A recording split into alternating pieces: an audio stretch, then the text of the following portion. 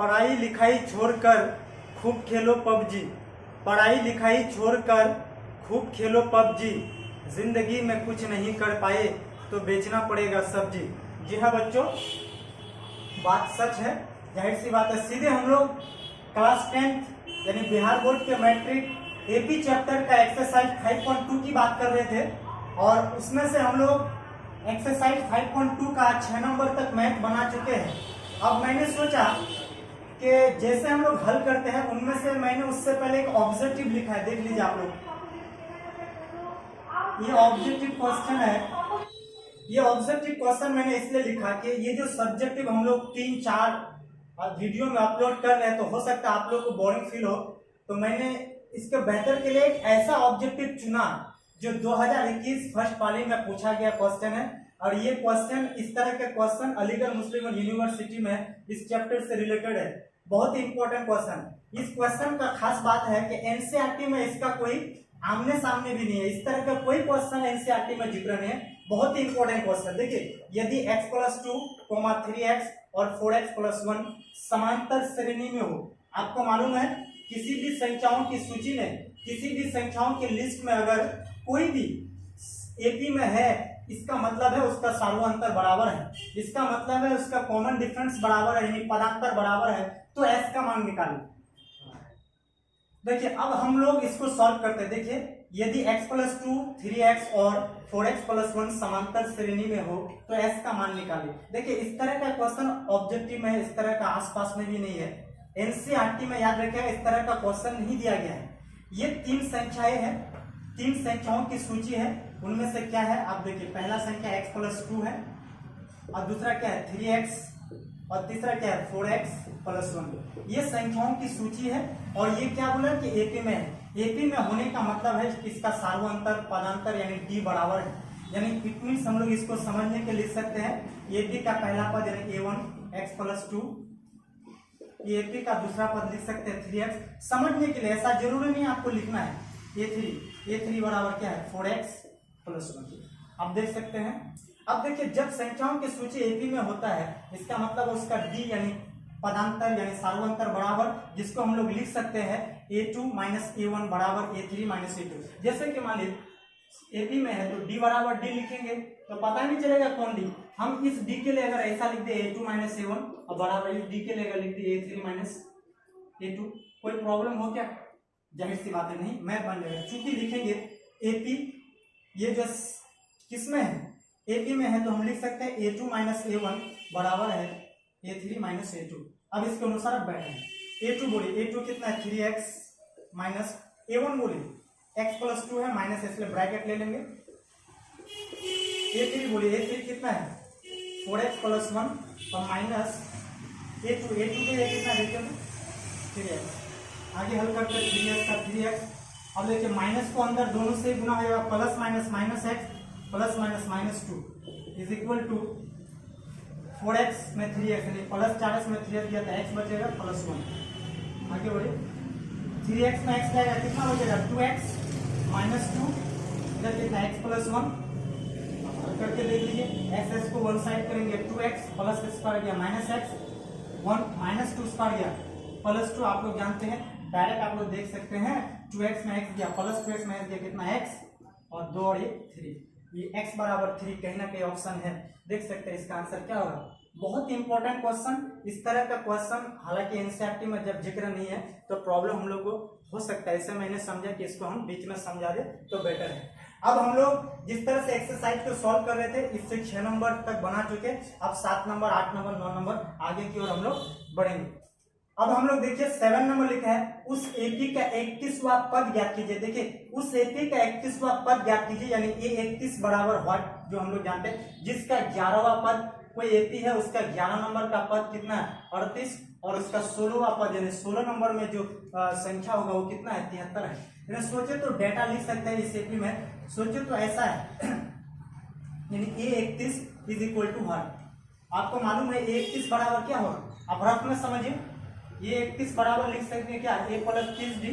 तो देखिए तो a31 का मान 31वां पद कब निकलेगा, जब मेरे पास दो चीज हो, एक क्या है प्रथम पद और एक क्या है सार्वअंतर।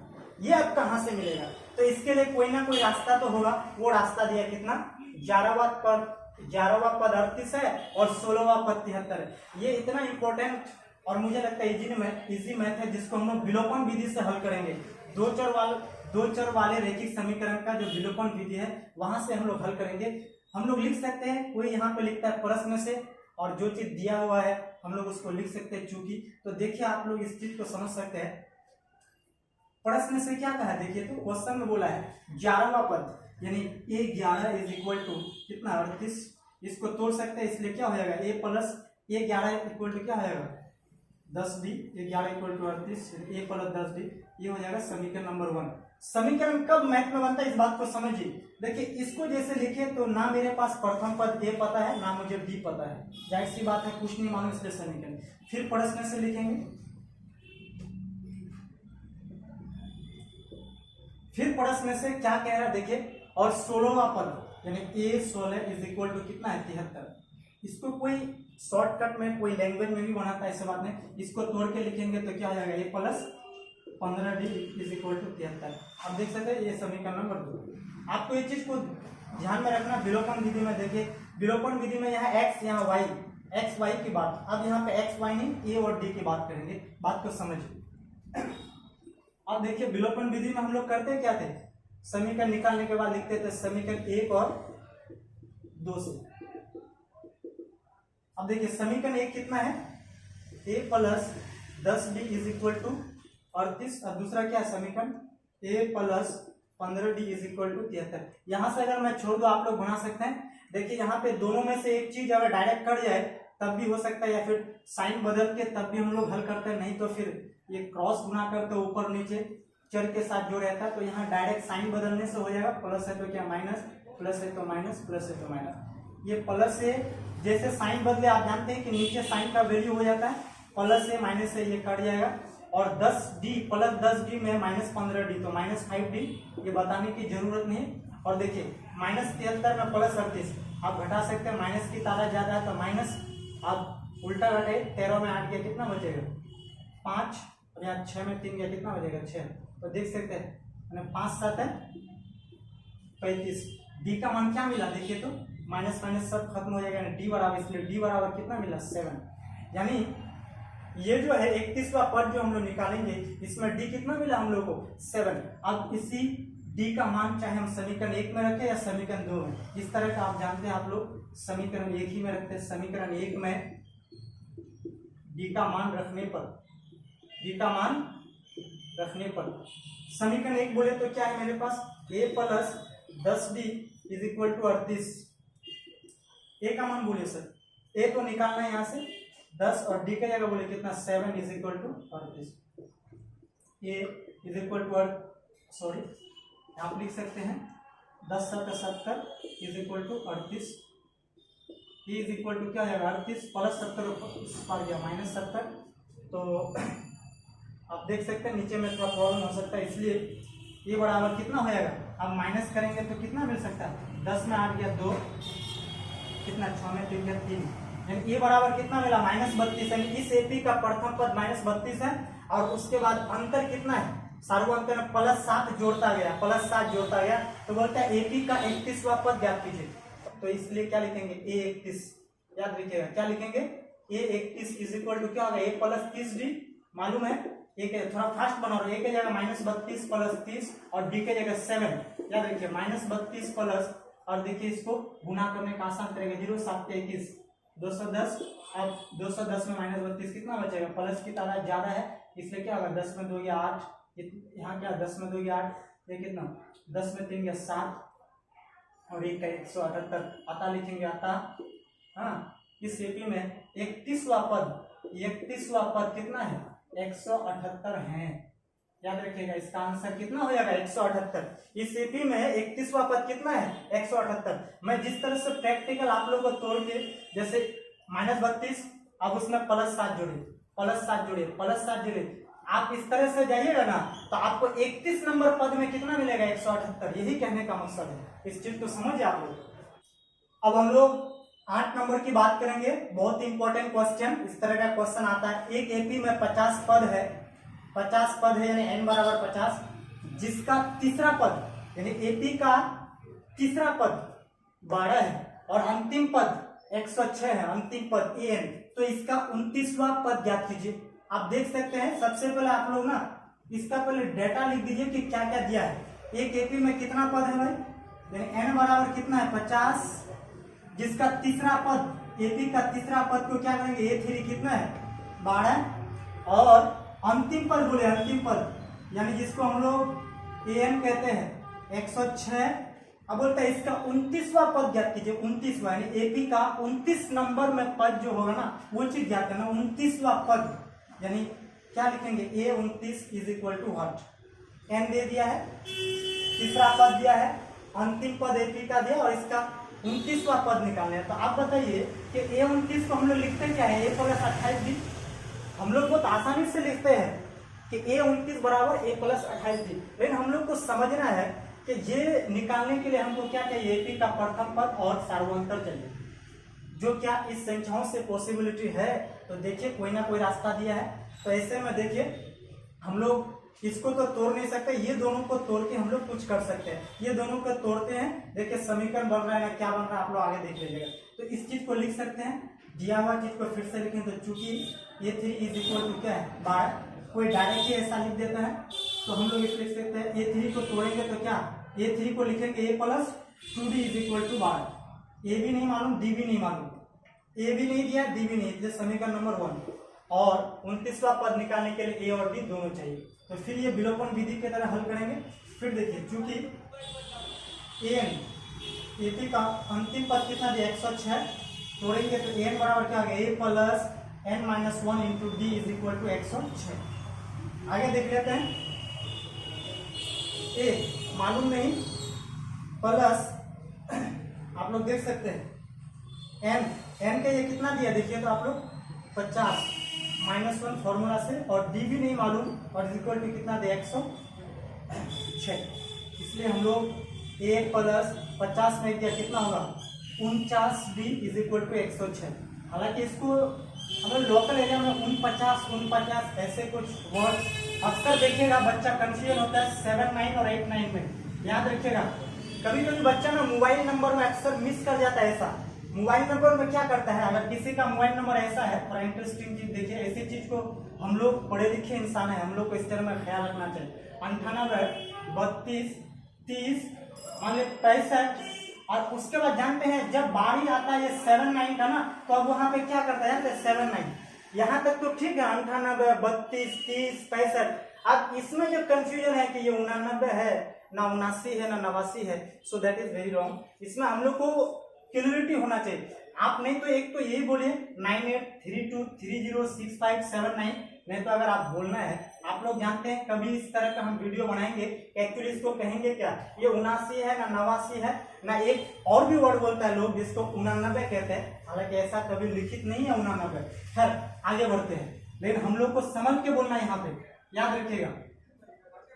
ठीक है सर, क्या मिला हम लोग को, दिस इज समीकरण नंबर 2। क्योंकि ए भी नहीं मालूम, डी भी नहीं मालूम, हम आपको पहले ही बोल चुके हैं कि जब किसी भी मैथ को हल करेंगे वहां दो चीज अगर अज्ञात रहे, दो चीज अगर मालूम रहे, तब ऐसी स्थिति में क्या बनेगा समीकरण बनेगा। देखिए ए और डी, ए और डी। अब लिखेंगे क्या विलोपन विधि में समीकरण 1 और 2 से। कोई जो तेज स्टूडेंट है ना, हमारे चैनल को अगर फॉलो कर रहे हैं, कोई तेज स्टूडेंट, उसका माइंड में होगा कि सर हम लोग का टाइम पास करा रहा है शायद।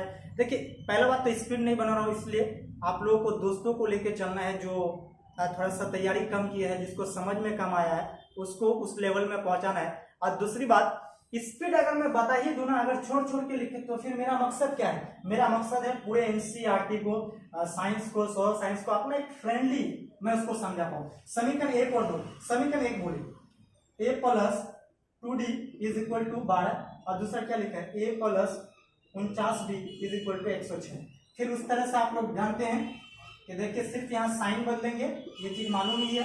जब मतलब विशेषकर जब इसमें टॉपिक बनेगा तो आप लोग देख लीजिए विलोपन विधि में इसको क्या करेंगे, प्लस माइनस कैंसिल। अब देखिए -49d में प्लस 2d दिया तो कितना बचेगा -47d, याद रखिएगा। अब -106 में प्लस 112 जाएगा तो माइनस की तादाद ज्यादा माइनस। अब देखिए इसमें घटा दीजिए आप लोग, हालांकि इसको आप लोग कर सकते हैं 6 में 2 जाए 4, याद रखिएगा। और 10 में 1 जाएगा 9। तो 47 दूनी आपको मालूम है 47 दूनी कितना होगा 94। 47 दूनी 94, इसलिए डी का मान क्या मिला। और माइनस माइनस तो ऑलरेडी कैसे माइनस माइनस याद रखिएगा, माइनस भागा माइनस, माइनस भागा माइनस, ये जो माइनस भागा माइनस है ना ये एक्चुअली प्लस कैसे हो जाता है प्लस, इस पर हम लोग ऑलरेडी शायद डिस्कस कर चुके हैं, आप लोग देख लीजिएगा। तो d इज इक्वल टू कितना मिला 2। अब ये d का मान समीकरण 1 और 2 में रखेंगे तो हम लोग इस चीज को हल कर सकते हैं। d इज इक्वल टू क्या मिला 2। अब d का मान हम समीकरण 1 में रखेंगे। समीकरण 1 में d का मान रखने पर, याद रखिए d का मान रखने पर कोई स्टूडेंट क्या करता है सुविधा के मुताबिक समीकरण 1 में रखता है, कभी कभी 2 में रखता है, मर्जी आपका, कुछ कोई प्रॉब्लम नहीं। समीकरण 1 बोले a plus 2d is equal to 12 12। हाँ, और a निकालना है प्लस 2, d के जगह कितना मिला 2 इज इक्वल टू 12।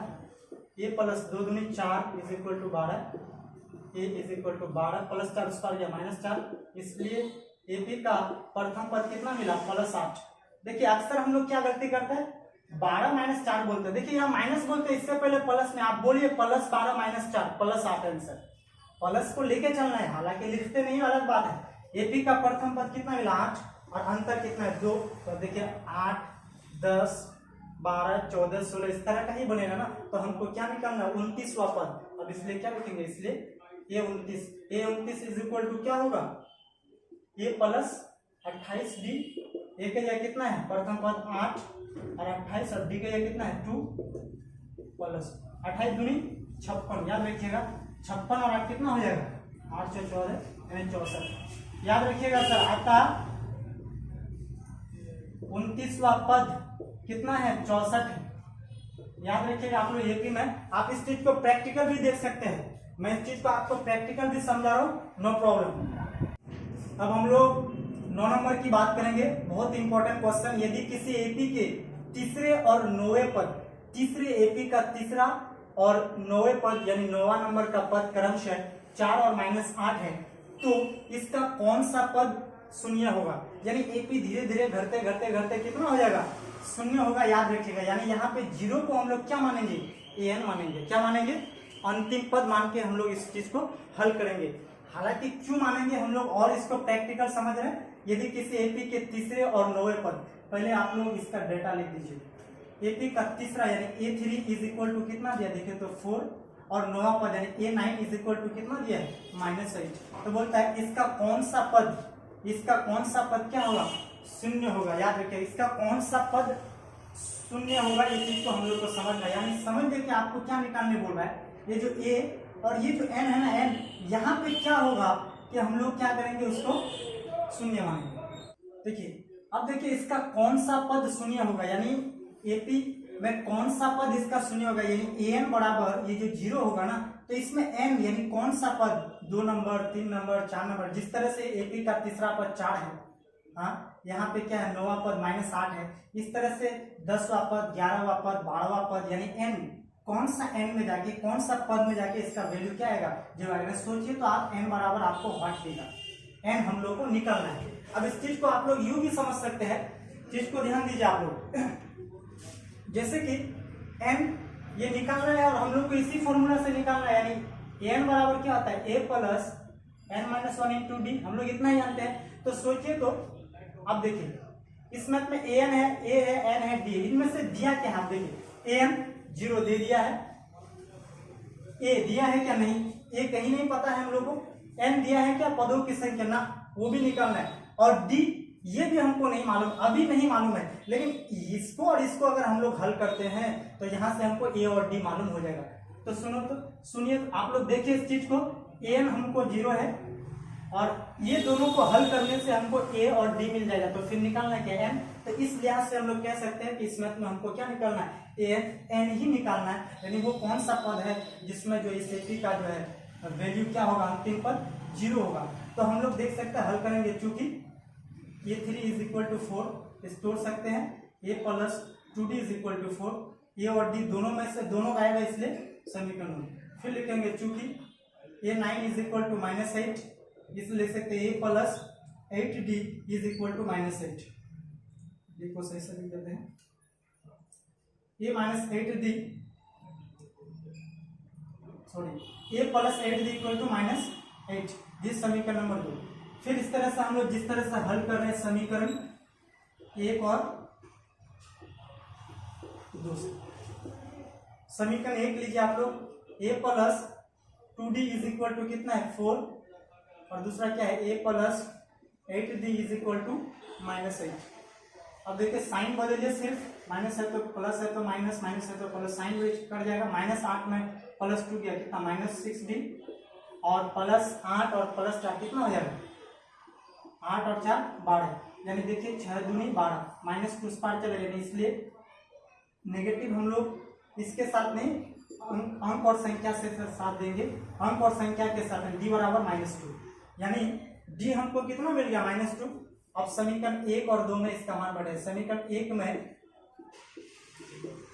d का मान रखने पर आप लोग जानते हैं समीकरण 1 देख सकते हैं आप लोग, a plus 2d is equal to कितना 4, हल करिए आप लोग, a निकालना है +2 और d का यह कितना है -2 is equal to 4, a plus minus 2 दूनी 4, 4 माइनस इस पर गया कितना प्लस, इसलिए a का मान AP का प्रथम पद कितना मिला 8, और सार्वंतर यानी -2 AP का घटता जा रहा है। आप लोग इस चीज को समझिए, बहुत इंपॉर्टेंट मैथ है। तो देखिए अब हम लोग क्या करेंगे, a मिल गया और हमको d मिल गया और अंतिम पद दे दिया है, तो जाहिर सी बात है इस फॉर्मूला में जाएंगे तो जाहिर सी बात है n ही निकालना है। तो अब लिखेंगे हम लोग an इज इक्वल टू कितना है 0 है, क्योंकि an इज इक्वल टू कितना है 0 है, an बराबर क्या हो गया a plus n-1 into d is equal to 0, a is equal to a का मान कितना मिला +8, n तो निकालना ही है, d के जाए कितना -2, ब्रैकेट ले लीजिए 0, हल करिए। अब इसको हल करेंगे, देखिए +8 उस पार लेके जाइए तो सबसे बेटर है आपको, तो एक काम करिए n-1 -2 को गुनाइए, क्या ऐसा कर लीजिए n-1 -2 और +8 उस पर गया -8, क्लियर समझ। आप लोग इसको एक काम करें सिंपल, आप लोग इसको काट ही दीजिए, नहीं तो -2 यानी 2 चौक कितना हो जाएगा 8, माइनस माइनस भी कैंसिल, यानी आपके पास बचा है n-1 is equal to 4, n is equal to 4 minus उस पर गया +1, n इज इक्वल टू कितना 5, यानी आप लोग इस चीज को देख सकते हैं, आपके पास प्रथम पद कितना है AP का प्रथम पद कितना 8, अब 2 घटाते जाइए 6, 4, 2, उसके बाद क्या आएगा 0, यानी AP का 5वां पद में जाके क्या हो जाएगा, ये AP का जो वैल्यू होगा ना वो क्या हो जाएगा 0 हो जाएगा। आप लोग इसको प्रैक्टिकल भी देख सकते हैं, देखिए प्रथम पद 8 है, ये पहला पद, उसके बाद क्या 2 घटेगा 6, 4, 2, उसके बाद 0। देखिए तो अब 1, 2, 3, 4, 5, 5वां पद में आके क्या हो जाएगा इस AP का 0 हो जाएगा। तो यही वो कह रहा था इस मैथ में, इसका कौन सा पद, इस AP का कौन सा पद, यानी कौन सा पद यानी n, कौन सा पद इस AP का वैल्यू क्या हो जाएगा 0 हो जाएगा, इसका कौन सा पद 0 होगा, यानी तो लिखेंगे आता 5वां पद क्या होगा 0 होगा। आप लोगों को मैथ को क्लियर समझना है, क्लियर कि क्या कह रहा है वो, कोई AP है इसका कौन सा पद 0 होगा, यानी वो जो 0 कह रहा है, या फिर अगर आपको ये कहे इसका कौन सा पद -2 होगा, इसका कौन सा पद 10 होगा, इसका सबसे पहले नेगेटिव होगा, इस तरह का भी क्वेश्चन करता है, आप लोग इस चीज को देख सकते हैं। अब हम लोग 10 नंबर देखेंगे, बहुत ही शॉर्टकट मैथ है, हालांकि ये सब्जेक्टिव में है 10 नंबर में, लेकिन ऑब्जेक्टिव लिहाज से बहुत इंपॉर्टेंट है। किसी AP का 10वां पद, किसी AP का 17वां पद उसके 10वें पद से 7 अधिक है, इसका सार्वंतर ज्ञात कीजिए। यानी इस मैथ में हमको निकालना क्या है सार्वंतर, यानी पदांतर, कॉमन डिफरेंस, यानी D, और D बराबर होता है क्या AP का अगला पद माइनस पिछला पद, A2 माइनस A1, यानी आप लोग देख सकते हैं, या फिर AP बनाकर हल करना है या फिर डायरेक्ट मिल जाए D का मान तो ठीक है। किसी AP का 17वां पद उसके 10वें पद से 7 अधिक है। एक मैथ तो बहुत छोटा है, लेकिन प्रैक्टिकली अगर नहीं समझेंगे तो बहुत टफ है। तो इस मैथ को पहले मैं हल कर लेता हूँ, उसके बाद इसको समझा देता हूँ। देखिए सर 10 नंबर मैंने पहले, उसके बाद मैंने लिखा है 2 ऑब्जेक्टिव, क्योंकि सब्जेक्टिव बनाते बनाते हम लोग हो सकता है कि बर्डन फील करें, तो ऐसे में बीच बीच में ऑब्जेक्टिव दे देते हैं जो पूछा हुआ। देखिए ये ऑब्जेक्टिव 2021 फर्स्ट पाली में इंपॉर्टेंट क्वेश्चन। और 2021 तो मुझे लगता है कि एनसीईआरटी इसका इर्द गिर्द में ही नहीं आता है, इस तरह का क्वेश्चन है। आप समझ में नहीं आया कि करना क्या है। यहाँ पे बी नंबर हम बनाएंगे, पहले 10 नंबर सॉल्व कर लेते हैं। एपी का क्या निकालना, सार्वंतर डी बराबर व्हाट। अब प्रश्न से क्या कह रहा है, देखिए प्रश्न से कह रहा है किसी एपी का जो 17वां पद है ना, प्रश्न से ये 17 है, याद रखिएगा। एपी का जो 17वां पद है, 17 नंबर का पद, उसके 10वें पद से 7 अधिक है, याद रखिएगा, ये 10।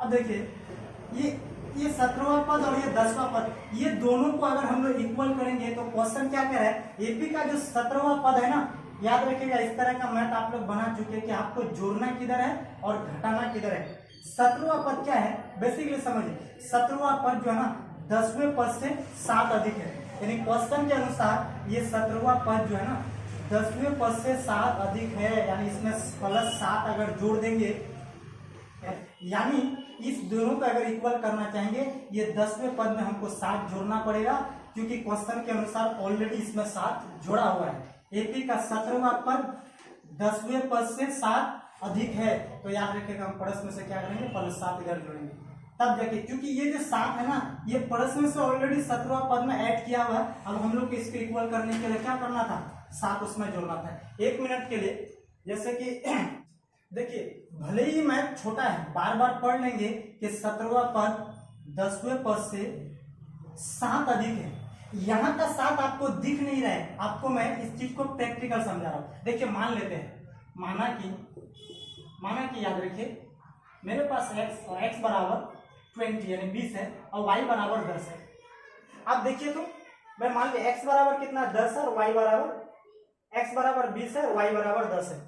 देखिए दोनों का वैल्यू अलग अलग, अब हमको लिखित रूप से दोनों को बराबर करना है, x बराबर y। तो अगर हम वैल्यू के अनुसार जाएंगे, इसका वैल्यू के अनुसार ये कभी बराबर हो सकता है। देखिए तो बैठा के देखिए, x बराबर 20 और उधर क्या मिला हमको, y बराबर 10। ये दोनों कभी बराबर हो सकता है क्या? 20 रुपया वाला आदमी जिसके पास हो 10 रुपया के बराबर होगा क्या? तो अगर आपको ऐसी स्थिति में दोनों आदमी को बराबर करना है, तो आप अगर उसको उधार के तौर पर देंगे या कहीं से वो लेके आएगा, ये दोनों को बराबर करने के लिए 10 इस बार जोड़ेगा ना इस बार, तो जाहिर सी बात है 10 हमको इस बार जोड़ना पड़ेगा, क्योंकि ऑलरेडी ये इससे क्या है 10 ज्यादा है। तो इस तरह से आपको समझना है कि 17वां पद में ऑलरेडी 7 जोड़ा हुआ है, इसलिए हम लोग को 10वां पद में 7 जोड़ना है। अब देखिए दोनों इक्वली बराबर है, 10 10 10 20। याद रखिएगा, इस चीज को समझिए। और अच्छा अब इसको हल करेंगे, ये 17 को हम लोग तोड़ेंगे तो क्या है, a + 16d, a 10 बराबर क्या है, a + 9d और +7। आप देख सकते हैं एक प्लस से बराबर की इस पर प्लस प्लस माइनस माइनस। हालांकि हल करने में ऐसा करते हैं, काटना सही चीज ने, फिर नहीं काटेंगे तो मुश्किल भी है। 16d + 9d इस पर आ गया, -9d और +7 उस पार का उस पार। देखिए इसमें कंफ्यूजन है बच्चा को, +7 है, याद रखिएगा +7 बराबर का बाया पक्ष में नहीं आया। देखिए बराबर के दाहिना पक्ष में +7 है, अभी भी दाया पक्ष में। ये 9d + 9d दाया तरफ था, अभी क्या बाया तरफ है, याद रखिएगा। तो 16d में 7d गया, कितना 16d में 9d गया, कितना हो 7d = 7। ये 7 7 कट जाएगा 1, यानी इसलिए d का मान कितना मिला 1, याद रखिएगा। अतः सार्वंतर कितना मिला हम लोग को, दैट इज आंसर, d को ही सार्वंतर कहते हैं। अब जो है जो ऑब्जेक्टिव मैं लिया हूँ, जो 2021 फर्स्ट पाली सेकंड पाली में पूछा है, अब तक जो मैथ बनाए हैं, तो ऑब्जेक्टिव बनाने से हम लोग को फायदा ये है कि हम लोग के अंदर एक विश्वास आता है। देखा है समांतर श्रेणी -10 -6 -2 2 का सार्वंतर है, मतलब फिर वही डी निकालना है। तो एपी में डी निकालने के लिए क्या करेंगे, अगला पद में पिछला पद यानी a2 - a1, तो d बराबर a2 - a1। a2 बोलिए सर -6 और -a1 कितना बोलिए -10, ब्रैकेट ले लेंगे, -6 और -+10। अब देखिए तो -6 + 10 तो कितना बचेगा, +4, जो दिखता नहीं है अंडरस्टूड है, समझ आता। +4 कहीं है, यानी बी नंबर राइट आंसर। अब देखिए ये बहुत इंपॉर्टेंट है, ये बी नंबर को मैं सॉल्व कर रहा हूँ। आपका मुझे लगता है कि माइंड यहाँ से थोड़ा सा खुलने के कगार पर होगा। यदि समांतर श्रेणी का सार्वंतर -2 है, ठीक है, डेटा लिख दे, d बराबर -2 है, तो तथा nवां पद an है, nवां पद यानी अंतिम पद an है, जिसको n से डिनोट करेंगे, तो a17 - a13 का मान निकालें। आपको लगता है ना कि यहाँ पे हम करेंगे क्या, ये 17 ये माइनस करें, कौन सा फॉर्मूला, कोई बात नहीं बच्चों, बात को समझ आप लोग। सबसे इजी मैथ यही है, आप लोग इस चीज को समझना ही नहीं चाहते इसलिए टफ है।